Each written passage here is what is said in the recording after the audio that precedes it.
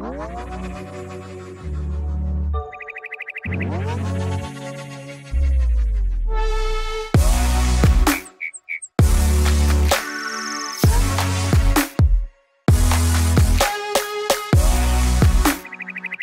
to the show, everyone. It's the Crypto Lark. Today, I got the chance to sit down with the team from Codex Protocol to discuss their upcoming token sale, unlocking the value of unique assets via title registry on the blockchain. Before we get into that, a massive thank you to everyone for being part of the cryptocurrency community. Thank you all for continuing to support my channel. You guys are awesome. And you do have to remember, this is not financial advice. This is just one dude talking about cryptocurrencies on the internet. This is an ICO. Please do your own due diligence for investing your own money. There is always a certain amount of inherent risk in investing in any ICO, and there is no substitute for doing your own research. Unfortunately, the sale does exclude citizens of the United States and Singapore. Furthermore, the team at Codex has reached out to me to do a sponsored interview. However, I have, of course, reserved the right to do an open and honest interview, asking all kinds of fun and interesting questions. So let's get into it. Today, I got the chance to sit down with Mark from Codex Protocol. Mark, welcome. Thanks so much for having me. It's really great to be here. Absolutely. I love art on the blockchain. I've been talking about it a lot on the show, and it's so cool to actually get to talk to someone who's in there living it and doing it. So tell us about Codex. Give us the short version. Sure. So Codex is a decentralized registry for unique assets, kind of like a title registry. And we're initially focused on art and collectibles. It's about a $2 trillion asset class. It includes everything from fine art to fine wine to jewelry to watches to collectible cars and coins. And what we're doing is bringing the provenance of these items onto the blockchain. We're using the Ethereum blockchain, and we're creating an identity for each piece, which includes its history of ownership and any other information about it, including what various experts and validators have said about the piece. And that's really what we're building. Awesome. And what's exciting about it is that we're backed by an industry consortium that ensures that when you use the registry, you're going to be able to access up to 10 million items a year worth about $6 billion from 5,000 auction houses across 50 different countries. And we're going to be integrated into those right away. And that ensures that we'll actually get it done. Well, that's it. I mean, you're backed by the Codex Consortium. I mean, your mainnet launches at the end of July, so you're basically ready to rock and roll, which is fantastic. Right. Which is fantastic. I certainly appreciate, the availability of the tokens and of the mainnet and all these things, so people can actually just hop on there and start, buying art straight away, which is great. Right. And registering their art, of course, more importantly. Now, what's the problem here? Why do we need this at all? Sure. So the problem is that in art and collectibles in particular, it's the only asset class without a title registry today. And that makes it really hard to do any sort of business. Imagine trying to get a mortgage if there were no title registry. It would take weeks of research on the mortgage lender. And so by creating a registry of this information, it enables people who have Codex coin to access and verify the data about items. And that includes potential buyers, but it also includes asset-backed lenders, and we're partnered with an asset-backed lender who's going to integrate into the protocol. It includes insurance companies, auction houses who need to use this data to know if what they're selling is authentic, appraisal services who need to provide you with valuations for stuff you own, and fractional ownership providers. We're even integrated with a company that connects physical items to digital records using physical fingerprint technology. And so we partnered with a bunch of applications who need this data, are using the coin to access it. And that's really why the registry provides value. Now, you probably have a follow-up question, which is, well, why doesn't this exist today in the centralized world? And this is true. This was going to be the follow-up question. And the answer is that the reason is privacy. People don't like reporting their fine art or fine wine or jewelry or watches to a central authority, whether it's the government or whether it's some big company that knows who they are and what they own. It's just sensitive stuff. And the blockchain, for the first time, enables us to track the identity and ownership of items while preserving the privacy of the owner themselves. That's what makes this possible now, and why everyone in this industry is so excited to finally have a solution to this problem. that isn't held back by the privacy concern. Nice. Yeah, I can certainly understand the idea if you've got a bunch of paintings on your wall and you don't necessarily need to know need the government to know that you have them, or that how much they're worth exactly, and all these different things. So I can certainly understand the privacy aspect of that. Now, how exactly are you protecting my privacy? Because the Ethereum blockchain is a public blockchain, and so wouldn't that be public information if the authorities go looking on the Ethereum blockchain? How are you aiming to actually provide that privacy for me?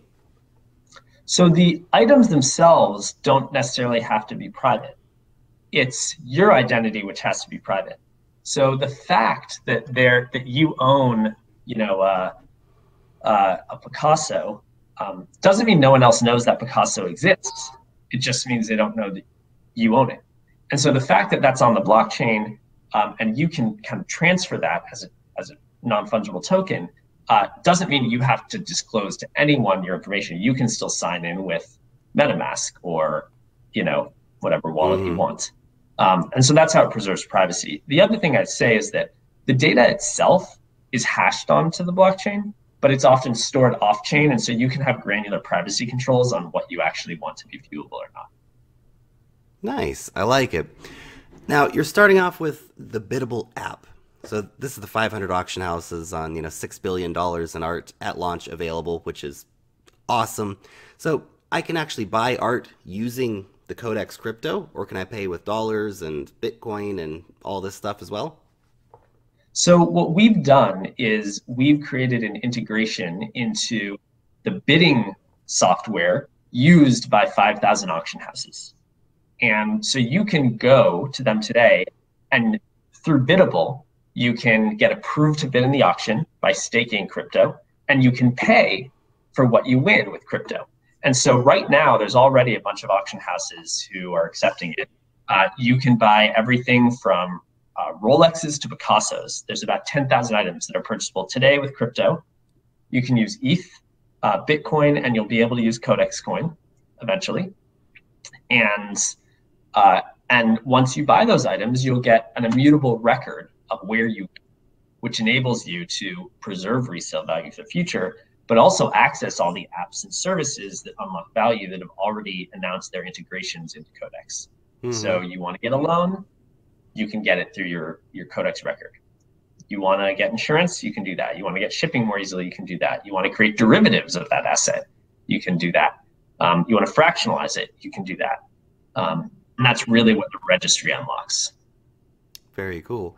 Essentially, you're really helping to open up the art market even more than it already is, because I feel like at the moment you really have to know the right people in order to even be able to get into the auctions, because the auctions have a certain amount of risk in letting anybody come in and bid on stuff because they might not pay. They need to know they're good for the money, and then they need, so there's this whole process you go through. So if I'm using the biddable app, is the regular, regular in quotations, because not everybody's going to be getting into, fine art investing or buying Rolexes. Maybe a lot of people in crypto will be, though, when the bull market comes back. But essentially, you're making the process a lot easier to onboard people. That's right. So it's actually quite hard to bid in auctions today. You often have to apply a couple weeks ahead of time. You have to make personal and financial disclosures. Also, the auction house knows that you'll pay for what you win. They lose a bunch of revenue to people who never pay. And especially they decline a lot of people across borders, almost 1 million bidders a year. And so what this biddable app does is it's title escrow. The buyer can trust the seller because the Codex title is escrowed, and the seller can trust the buyer because the buyer's staked a certain amount of crypto, such that they have to pay for what they win or lose their stake. And that enables anyone from anywhere to participate in the auctions that are already going on all around us, but were actually just difficult to participate in previously. What's the challenge in verifying the authenticity of existing art? Look, we've all seen the documentaries about like the wine guy who was faking bottles of wine, or about, the factories in China. I've seen like great Al Jazeera reports where they're remaking Ming vases that are so good looking that it's hard to even tell that they exist, which is exactly why you need to have Codex. But the problem is that we have all this art that already exists. How do we move that to the blockchain and ensure that it's real? Great question. And I think you're referring to Sour Grapes. Yes, that's the one. Netflix. One of the biggest wine forgery scandals of all time. Well, let me tell you how they found out about that person. What they did is they found a bunch of wine that had been faked, and they traced back to where that had all been sold. And it turns out it was sold at one auction from one collection. And the auction house found out it all came from one and knew that it came from one person. And that's how they found out that Rudy was the source of a, very long, and I don't remember the exact sum, but I think tens of millions of dollars of fakes. And so what's important there is provenance is how you determine this stuff. You look at who owned it in the past. An item that was found at a garage sale is less trustworthy than an item that was sold by Christie's. And that's why it's important to prove the provenance of pieces in order to preserve value and in order to know what the value is and buy it. So what we're doing is not telling you it's authentic. What we're doing is giving all that information to you so it's at your fingertips and you can trust, you know exactly where it came from. So, did Christie's upload this, or did or digitally sign this record, or did some random person who you don't trust? It's still your decision to trust, but now instead of weeks of research and hundreds or thousands of dollars in appraisal fees, you can instantly know, I know what data exists about this piece, I know the provenance, I know where it came from. That enables me to figure out what the value is and whether I'm willing to buy it. And that's not just what you need to know, it's what people need to know to lend, it's what people need to know to insure, it's what people need to know to securitize. And that's why these apps benefit from this data and why this unlocks, immense value in the asset class. It lets you do business faster, easily, more cheaply, and with more confidence. So that's the first part of your question. And then let me check that makes sense, and then I can explain how we're going to get all this information on. Yeah, for sure, it does make sense. Let's get into how do we get it on? Okay, so adoption is really like the key thing with all of these blockchain projects, and really any project. And that's where we're particularly strong because we're actually an industry consortium. We come out of the industry, and we're backed by the bidding and catalog management software companies that power most of the auction houses. And by integrating in with them, it becomes trivial to sync this data onto the blockchain. If you're going to go bid online at an auction house like Phillips, you're actually bidding through the software provided by Auction Mobility, and they're part of our consortium. And Auction Mobility can set it up so it's very easy to just port the information into the registry. And so that's 5,000 auction houses that sell 10 million items a year with $6 billion. That's how we load the registry. That's how we get all the collectors when they're purchasing from auction. That's how we get adoption. And because so much sells at auction, that's where all the volume is, and it happens so fast, thousands and thousands of items a day, it's a really good place to get adoption quickly. Very cool. I like it. I like it indeed. Now, we've talked a lot about the industry overall, and we've talked about some of the different software providers and the auction houses. Do you see the art industry as really being quite open to innovation? I mean, in my mind, I kind of imagine a bunch of, old dudes in suits sitting around going, "Ooh, computers. Those seem scary. What are those?" Let alone adopting blockchain solutions for title registry. So I get that question a lot, and it's a good one. For context, I previously started and sold an online marketplace for fine art and collectibles. So I've actually sold technology to this industry for quite a while. It was venture backed. I ran it for almost 5 years. We sold to galleries, to auction houses, to individual collectors. And the answer is yes, they will. If the value outweighs the friction of learning to use it. I mean, everyone uses email. There's not really people in this market who don't use email and software. And this is a sophisticated market, and there's big money going on. So, and they serve customers how customers want to be served. You just have to have something that's worth doing, and it's easy to do. And so that's what we've created. And the last thing I'd say is this is true in art and collectibles, but also every other asset class. or any other category, I mean, the more you can make it easier for them, the better. And so that's why we're integrating into the software they already use. There's no behavior change required. It's just an add-on better feature. Results. It's just, right? Yeah, it's just better results, an extra feature. And so I think our adoption will be pretty easy. And one thing I just want to point out is that people are incredibly passionate about collectibles.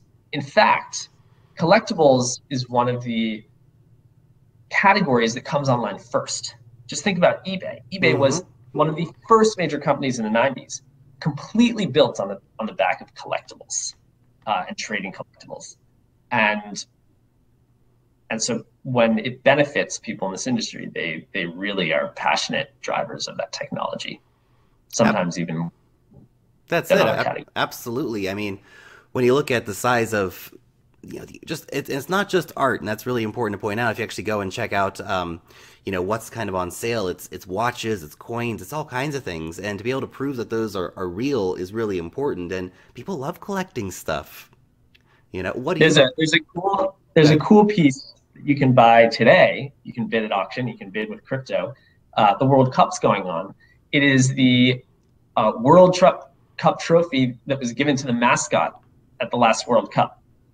Nice. So if you want that collectible today, you can go bid and buy with crypto, and you'll be able to prove that it's actually the mascot's World Cup trophy. That's pretty cool. So you're right, it's all sorts of different things. That's it. That's not a Picasso, right? That's something that's different. That's for the sports fans. There's something there for everybody, which is really cool. Mark, what do you collect? What's your thing? I collect books, actually. I grew up in New England, and I always really liked early American authors, from Thoreau to Whitman, and a number of others. And I grew up, and you'd go around to garage sales, and you'd see books, and you'd find early editions, and those are the things that I tend to collect. Nice. I like it. Now, there's quite a few projects already working in the blockchain art space. I mean, we have like Fresco, and we have Maecenas, and quite a few different others as well. How do you differ from any of these? So we are a registry and a platform. We think of ourselves as a protocol. It's basically a database. And so there's a lot of blockchain projects that need this data in order to operate. So for example, we're partnered with Maecenas, which fractionalizes art. So you can trade 1,000 shares or tokens, each of which is a share of one Warhol. And that piece is registered on Codex. And if you're buying one of those tokens, you'll be able to see, here's all the information about the piece. Here's how I know it's authentic, and I even want to buy a share of it. And here's how, and you can see there's a lien on the piece, so that no one else, so it's not actually being traded away to anyone else. So that's an example of how we integrate into a lot of the projects that are working today, and we're partnered with Maecenas. Now, there are a lot of other companies that are working on provenance-oriented plays, and the difference is really simple, which is we're an industry consortium. And so we're very quickly going to become the standard in our expectation. We're actually co-owned by a lot of our consortium. And so that's a big difference. We have long-term exclusive contracts with a lot of these players, and so we'll have adoption where I don't think other projects are just going to be able to. And that's massive. I mean, through that consortium, I mean, look at who you're connected with. I mean, not only is it $6 billion of tradable art at the end of July, we're at the end of June right now, so it's super soon, but you're straight in. You're going to be providing value immediately almost. And I think that's really impressive that you're going to be able to get out there, start using your title registry service, and have this wide range of partnerships. And you've got a lot of great partners.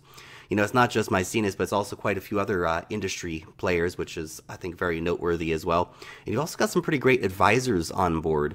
You have the president of Christie's, which is pretty awesome. And you have David Waxman from the Waxman Group, which is a major PR firm, which is really cool. Let's take the president of Christie's, though, because that's pretty impressive. What is he contributing to Codex? He has tremendous insight into the industry, and especially the top end of the industry, and how it affects the businesses of of players like Sotheby's and Christie's, which are the two largest companies in this space. And so he's had great advice. We have a really long-standing relationship as well. And it just ensures that we're going down the right path, building things that people actually want and need to use, avoid mistakes, and have the buy-in from the people who matter. Nice.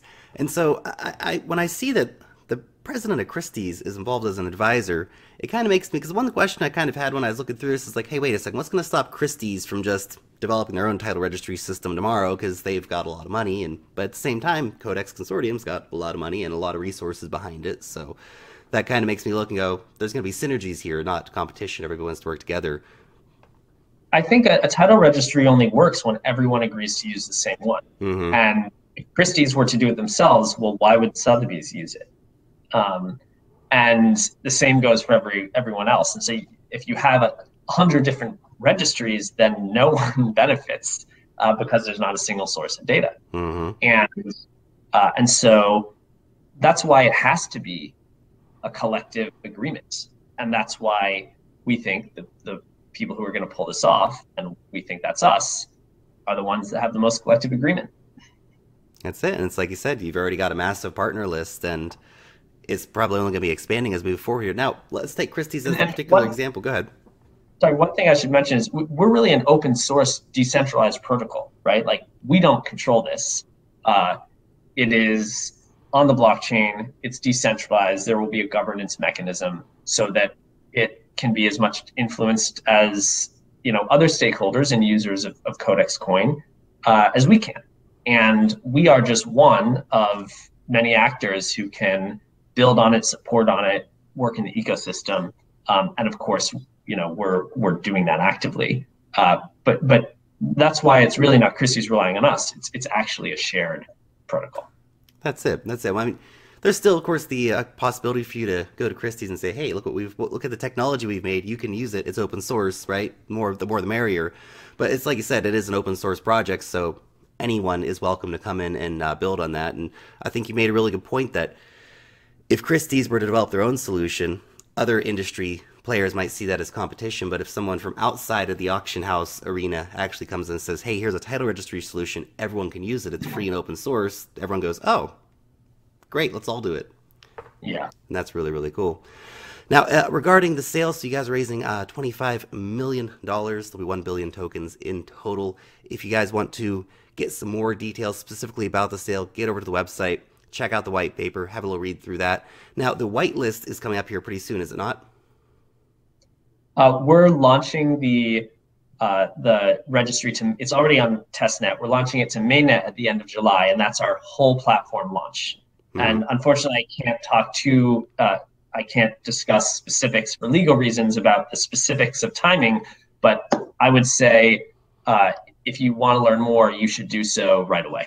That's it. Get in the Telegram group, check out their Twitter, follow along. The sale's upcoming soon, guys, and it's such an interesting project. Again, I love these ideas of how we're going to make the world more transparent, how we're going to bring art to the blockchain, because it's a massive market, and it's a very fascinating market with so many different angles to it. And so I'm really glad to see you bringing forward these really practical solutions that are going to get a lot of the industry involved and a lot of the industry interested. And the fact that you've already got so many interesting partnerships across the industry is very encouraging indeed. So Mark, thanks you so much for taking some time out to sit down and present Codex to us. Thanks so much for listening.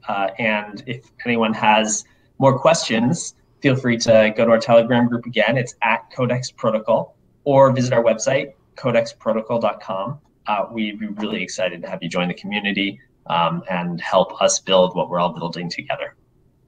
Thanks so much for watching the video. Let me know what you think about Codex Protocol in the comment section down below. Thumbs up the video, share these videos around the internet to help our community grow. Join the conversation over on Twitter, where I share further insights into the crypto space. Long live the blockchain, and peace out till next time.